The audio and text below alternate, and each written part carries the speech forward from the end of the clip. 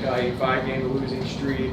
How would you describe the feeling of the team right now? Is it frustration? Kind of, what are you guys going through? Yeah, I mean, it hurts.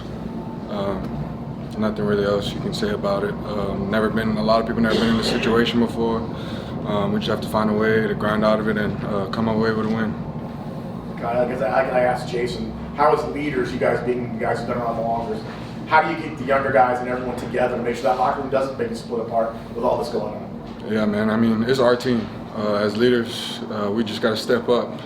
Like you said, it's hard.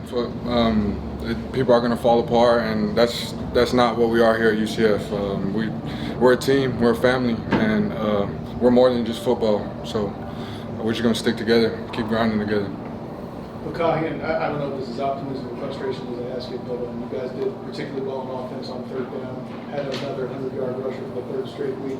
Is that stuff that you could kind of use to build next week into next week as an offensive line, or is it just kind of added to frustration, or what does that help?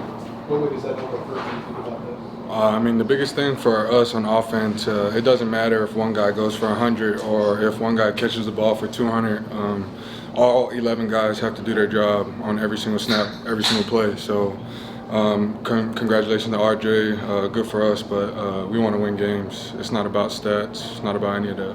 When the offense moves the ball as well as it did, how deflating are the turnovers, the self-inflicted wounds again? Yeah, self-inflicted wounds, I mean, that's something we harp on. We harp on it every day. Keeping the ball, we don't turn over the ball, we win the game. And that's our mentality every time we step on the field. So, I mean, just putting it together, putting it all 4 quarters, being able to execute every assignment. Like I said, all 11 guys doing their job. Not whoever threw the ball or whatever, he may have threw a pick, but it may not have been his fault. So, I mean, we're going to have to watch the film and we're going to have to get better. I know you guys were on a 4-game losing streak, but after last week, it still felt like everybody was, moving in one direction, had some momentum, had some positive vibes, and then it's like, what does it feel like when something like this happens? Man, it's a test of character. We're about to figure out who UCF is really, and I know the team we got in the locker room, and I know the boys I play with, and I know that we're fighters and we're strong and we'll stand the test of time, man. And this university is not going anywhere, so we're gonna fight. And the rest of the season, you'll see the best UCF football team there is, just giving their 100% every snap. You guys responded after a few of the touchdowns, but when it was a 3-point game, the turnovers would kind of happen. So was that just how did you guys kind of emotionally kind of keep your heads up, or try to not let each of those plays when the game was still out there to be won make too much of an effect on you? I mean, football is a team sport, so we got to play complementary ball. If our defense gets a stop, we got to go down there and score. If we get stuffed, our defense got to go there and stop them. You know what I mean? So, like I said, it's all 11. We're gonna go in, watch the film, and we'll figure it out. But one thing we're gonna do is stick together, and we're gonna be as one team, and we'll figure this out. There were a lot of festivities going into this game with it being homecoming week. Does this loss hurt worse, knowing that alum nights and all the other things leading up to this route?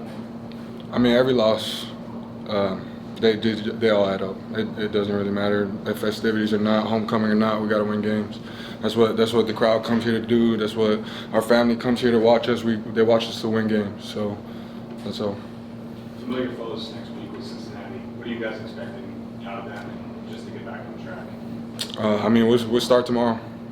We've been focused on West Virginia this whole time. So when we get on the road again next week, we look forward to going out there and getting a dub.